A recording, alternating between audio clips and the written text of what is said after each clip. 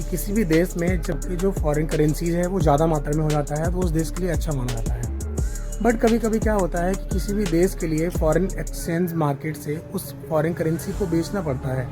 उसके बहुत सारे रीजंस हो सकते हैं। उसमें एक रीज़न ये भी है कि जब भी उस देश की करेंसी है अगर उसकी वैल्यू गिरने लगती है तो वहाँ के देश को उस फॉरेन करेंसी को बेचना पड़ता है फॉरेन मार्केट में, या फिर आप बोल सकते हैं ग्लोबल मार्केट में। इसलिए बेचना पड़ता है जिससे कि सामने वाले की जो करेंसी है उसकी वैल्यू थोड़ी घट जाए और हमारे देश की जो करेंसी की वैल्यू है थोड़ा सा बढ़ जाए।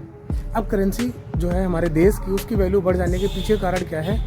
कारण ये है कि हमारे देश का जो इंपोर्ट होता है, यानी कोई चीज़ अगर हम दूसरे देश से मंगाते हैं तो हमें थोड़ा कॉस्टली पड़ जाता है।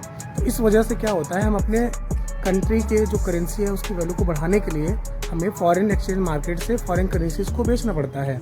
इससे होगा क्या, जब हम करेंसीज़ को फॉरेन करेंसीज़ को बेचेंगे ग्लोबल मार्केट में तो उसकी वजह से ना उसकी जो वैल्यू है उसकी वैल्यू कम हो जाएगी और जिसकी वजह से हमारे कंट्री की जो करेंसी है उसकी वैल्यू बढ़ जाती है और हमारा जो इम्पोर्ट करना होता है वो भी सस्ता हो जाता है।